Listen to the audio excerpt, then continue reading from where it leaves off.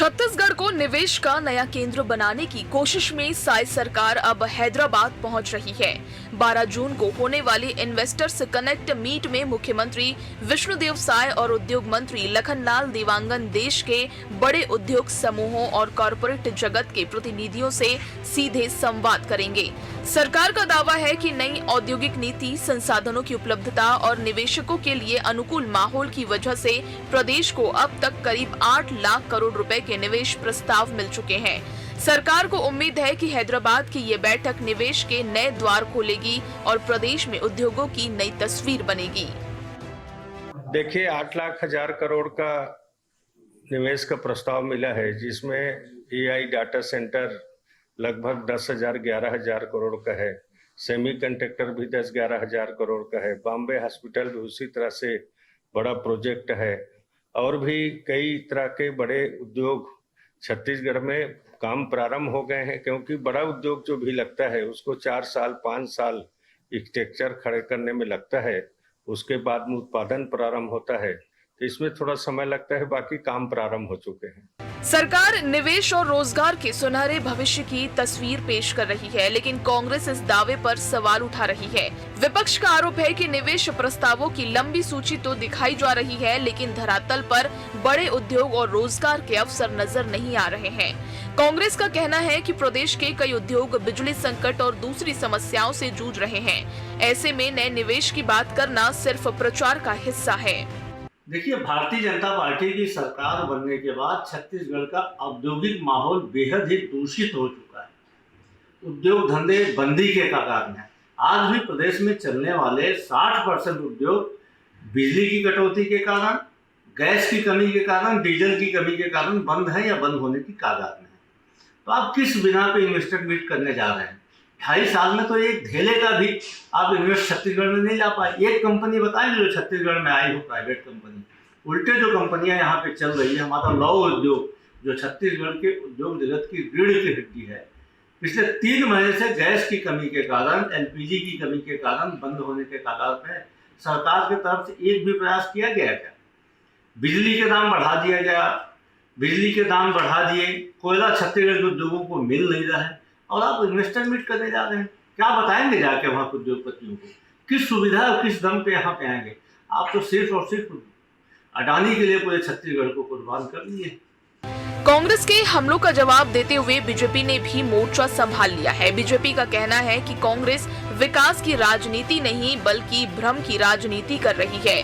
Party का दावा है कि डबल इंजन सरकार के प्रयासों से छत्तीसगढ़ तेजी से निवेश का पसंदीदा गंतव्य बनता जा रहा है और आने वाले समय में इसके नतीजे भी दिखाई देंगे। देखिए, अब कांग्रेस का क्या बात करना चाहिए। कांग्रेस 5 साल सरकार में थी, उन्होंने कितना उद्योग स्थापित किया, कितना छत्तीसगढ़ का विकास किया, क्या काम नहीं किए, वो कांग्रेस से ही पूछिए।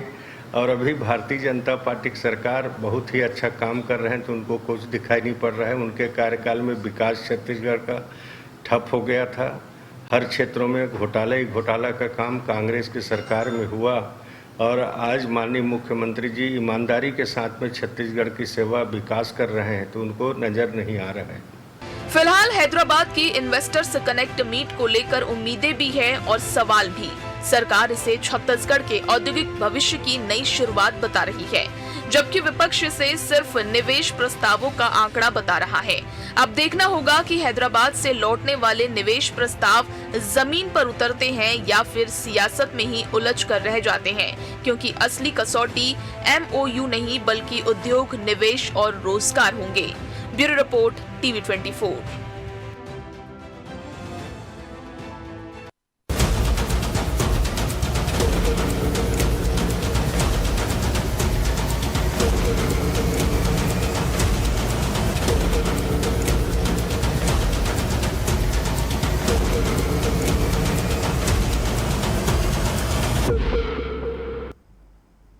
नमस्कार, मैं मोहन तिवारी। आज के मुद्दे में आपका स्वागत है और आज का मुद्दा हमारा आधारित है सरकार की उस पहल पर जिसे कहा जा रहा है अलग अलग सेक्टरों में निवेश के लिए किए जाने वाला प्रयास। इस बार मेट्रो सिटियों की कड़ी में हैदराबाद में निवेशकों को आकर्षित करने के लिए सरकार पहुंच रही है। वहां निवेशकों से बातचीत होगी और जैसा कि सब जानते हैं, किसी भी प्रदेश के विकास का बड़ा आधार उसके प्रदेश में होने वाले निवेश होते हैं। ऐसे में सरकार के प्रयास तो चल रहे हैं, लेकिन छत्तीसगढ़ में इसको लेकर सियासत गर्मा गई है। हर बार की तरह विपक्ष ने इस बार भी सवाल उठाए हैं कि बातचीत तो हर बार होती है, एमओयू पे साइन भी हो जाते हैं, लेकिन निवेश धरातल पर नहीं दिखाई देता। क्या इसमें कोई सच्चाई है या फिर सरकार के दावे क्या बोलते हैं, इसी पर आज चर्चा करेंगे। पहले मिल लेते हैं उन मेहमानों से जो इस चर्चा में हमारे साथ रहेंगे। हम बहुत स्वागत करेंगे, हमारे साथ हमारे स्टूडियो में मौजूद हैं इस पूरे मामले में राजनीतिक विश्लेषण शेयर करने के लिए वरिष्ठ पत्रकार और राजनीतिक विश्लेषक अनिल चौबे जी का बहुत स्वागत करेंगे।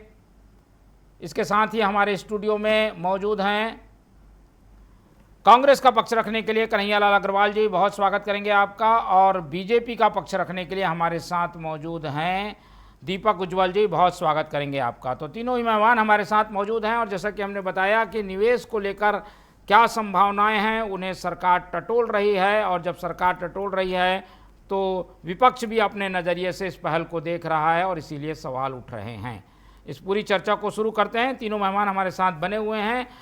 तो ओपनिंग कमेंट्स सबसे पहले बीजेपी से ही लेते हैं, क्योंकि ये पहला निवेश समिट नहीं है। इसके पहले मुंबई में, दिल्ली में हो चुका है, अब हैदराबाद में मुख्यमंत्री और उद्योग मंत्री जा रहे हैं। कितनी उम्मीदों से इस निवेश समिट को हम देखें, दीपक जी? मोहन जी, मैं इसकी शुरुआत करना चाहता हूं छत्तीसगढ़ राज्य के गठन से। देखिए, 3 राज्यों का जन्म एक साथ 1 नवंबर 2000 को हुआ, छत्तीसगढ़, उत्तराखंड और झारखंड। आपने महसूस किया होगा कि छत्तीसगढ़ उस समय बनिस्बत इन दोनों राज्यों के भौगोलिक परिस्थिति, औद्योगिक परिस्थितियों में थोड़ा सा कमज़ोर था, पर 15 साल की जो स्टेबल गवर्नमेंट आई भारतीय जनता पार्टी की, डॉक्टर रमन सिंह जी की, उसने पॉलिसी फॉर्मेशन में ऐसी भूमिका निभाई कि नया रायपुर जैसा विश्व का सबसे प्लान्ड कैपिटल हमारे सामने है, नए नए उद्योग आ रहे हैं और बड़े बड़े उद्योगों की स्थापना हुई।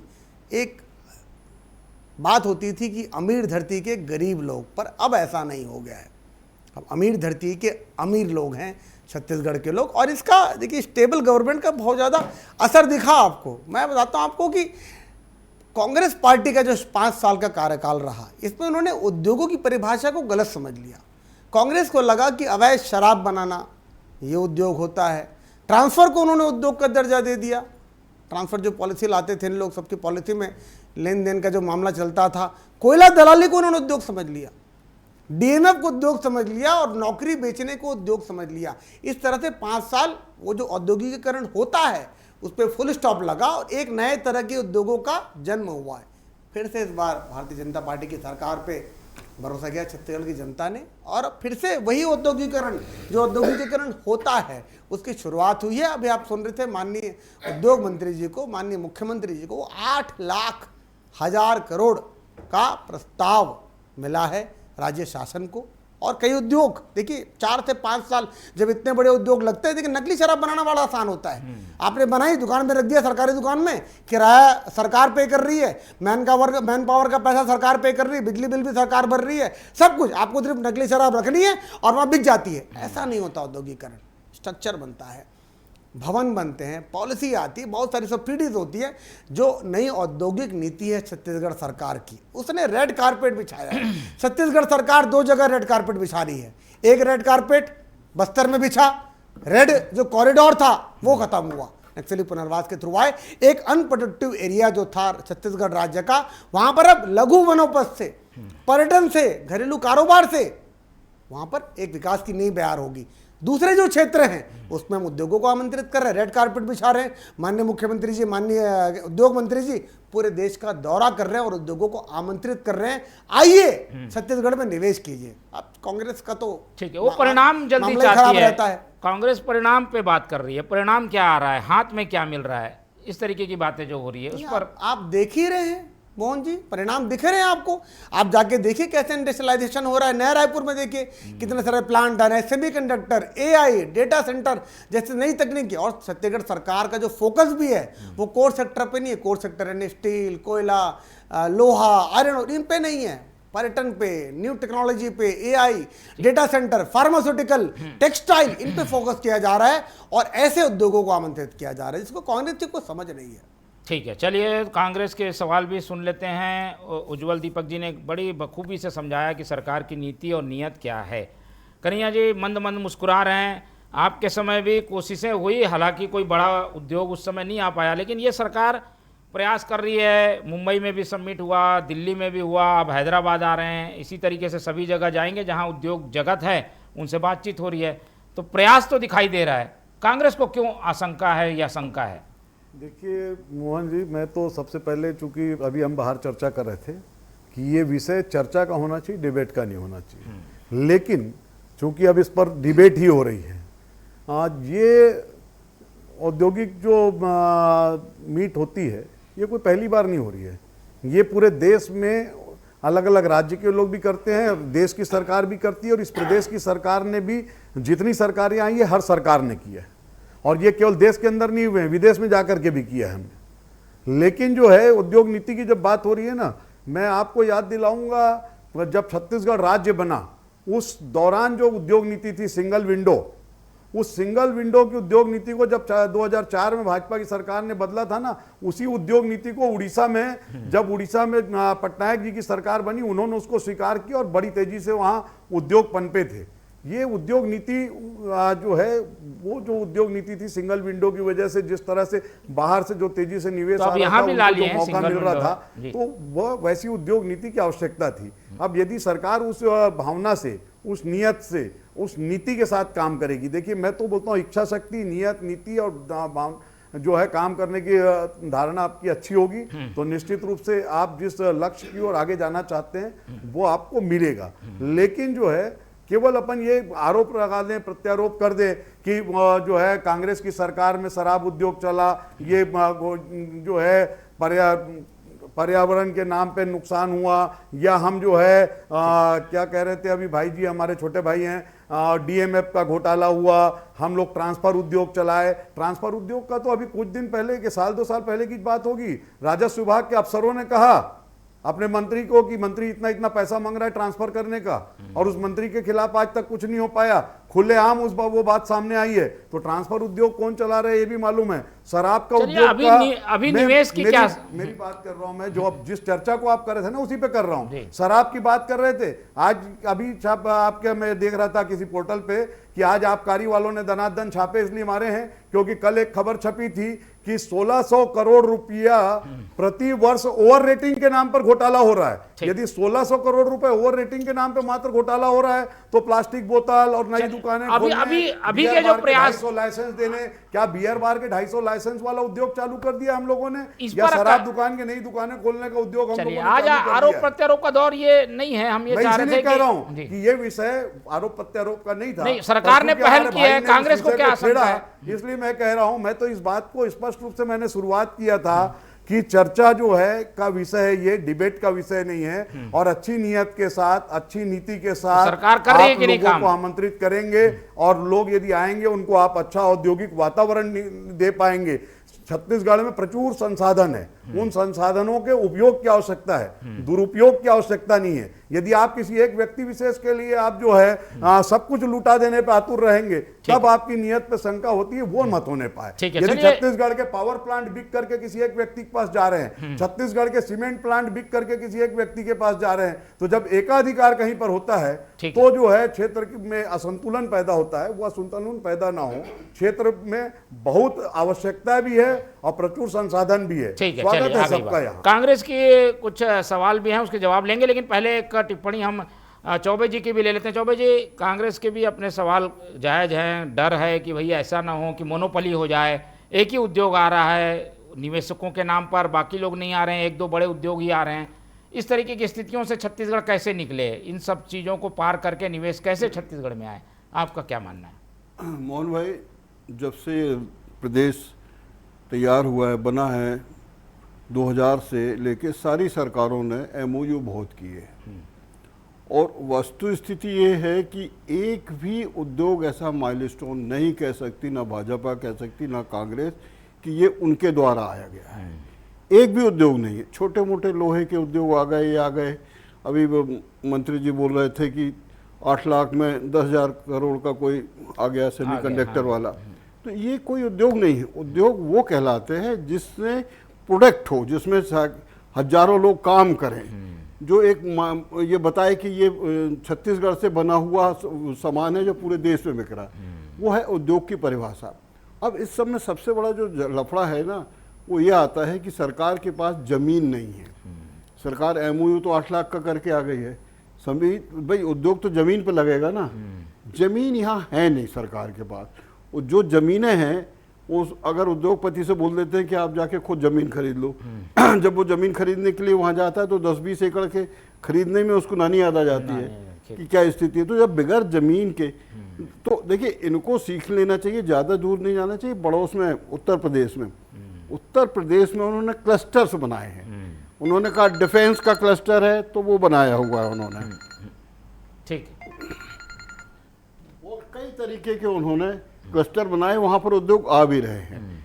अभी ले दे के भाजपा ये तथाकथित कह सकती है कि नगरनार प्रोजेक्ट उनके जमाने में आया है, उनके उससे आया है, लेकिन वहां की स्थिति में बताऊं आपको कि नगरनार प्लांट आ तो गया है, नगरनार से जुड़ी हुई एक भी एंसिलरीज नहीं है वहां पर, और उसका फायदा सीधा उड़ीसा वाले ले रहे हैं। उड़ीसा वालों ने उससे 8-9 किलोमीटर पे एक बड़ा इंडस्ट्रियल सेक्टर उन्होंने खोल रखा है, तो सारी जो एंसिलरीज है उड़ीसा में जा रही है। तो ये इन सब चीज़ में क्या हो रहा है कि ये अधिकारी जो हैं वो एमओयू लाते हैं, फाइल रखते हैं और फाइल को रख देते हैं। यहाँ शक्ति मतलब एक कोई भी ऐसा अधिकारी नहीं है जिसका विजन हो कि हम अगर यहाँ से 10 लाख करोड़ के एमओयू करके आए तो उनको कहाँ रहेंगे, वो कहाँ पर बैठाला जाए उनको। ये कोई इस पे कोई कार्रवाई नहीं करता, बस जाते हैं, ताली बजाते हैं, फोटो खिंचाते हैं और आ जाते हैं। जो उद्योगपति एमओयू साइन करता है वो आता जरूर है रायपुर, उनकी टीम आती है, जब वो टीम आके यहाँ पर धरातल पे देखती है और उसको वहां से जो जवाब मिलते हैं, भैया जमीन नहीं है, पानी नहीं है, बिजली नहीं है, तो यहाँ क्यों आएगा। ठीक है, तो अग्रवाल जी ने भी जो बात कही और चौबे जी भी जो बात कह रहे हैं, उससे एक बात साफ है कि नीयत तो है सरकार की, पर नीतियों में कुछ सरलपन नहीं है जिसके कारण निवेश नहीं आ पाता। तो उज्जवल दीपक जी ये चीज़ों को कैसे दूर करेंगे, क्योंकि ये विंडो खोल दी, दरवाज़ा अभी तक नहीं खुला है, इसलिए निवेश नहीं आ पा रहा है। नहीं, बहुत ही अच्छी बातें कही माननीय चौबे जी ने। मैं स्वागत करता हूं कि एंसेलरी इंडस्ट्रीज बिल्कुल आनी चाहिए। अगर कोई भी इंडस्ट्री आती है उससे बड़ा बिजनेस एक आसपास है। अगर पुणे की बात करें, पिंपरी चिंचवड़ जो इलाका है वहाँ पे ऑटोमोबाइल का पूरा हब बन चुका है। वहाँ पे टाटा का एक बड़ा प्लांट है, बजाज का प्लांट है, और साथ में नट बोल्ट से लेकर सीट कवर बनाने वाले, टायर बनाने वाले दुनिया भर के लोग हैं। कोई भी उद्योग सारा चीज़ एक साथ नहीं बनाता है, आसपास के इंडस्ट्रीज को हेल्प करती है। तो उस तरह की बिल्कुल जरूरत है छत्तीसगढ़ में। और आप खिड़की और दरवाजों की बात कर रहे थे, मैं आपको बताना चाहता हूँ कि नई औद्योगिक नीति मैं बिल्कुल आप सबको पढ़नी चाहिए। उसमें आमूलचूल परिवर्तन किए गए हमारी सरकार के द्वारा, और उसमें एक संशोधन भी किया गया जब लोगों से फीडबैक आए, तो कैबिनेट में भी इसको अप्रूव किया गया। और वो नई औद्योगिक नीति सिंगल विंडो ही नहीं, बिल्कुल खुला, बिल्कुल रेड कारपेट बिछा रही उद्योगों के लिए कि आप आइए और आपको सारे क्लियरेंसेस इतने दिनों में, इतने एक निश्चित सीमा तय की गई, इतने दिनों में आपको ये पूरी करके दी जाएगी, इंडस्ट्री खोली जाएगी। और देखिए, कोई भी उद्योग आता है, सरकार किसी की भी रहे, फायदा राज्य का ही होता है। राज्य में टैक्स मिलता है, राज्य के लोगों को नौकरी मिलती है, और यहाँ पर जो प्रावधान है। दीपक जी, मैं टोकना चाह रहा हूँ आपको, जमीन कहाँ है? नगर नार में एंसिलरी सिर्फ इसलिए नहीं आ रही है कि जमीन ही नहीं है वहां पर, लोग जा रहे हैं, जमीन है नहीं वहां पर, तब वो बाजू में जा रहे हैं। तो बेसिक इंफ्रास्ट्रक्चर उद्योग जमीन पे ही तो लगेगा ना। ये सरकार की नैतिक जिम्मेदारी है कि उनको वहां पर जमीन उपलब्ध कराए। चौबे जी देखिए, एक पूरी व्यवस्था बनी हुई है, ग्राम सभा के माध्यम से जमीनों का आवंटन होता है।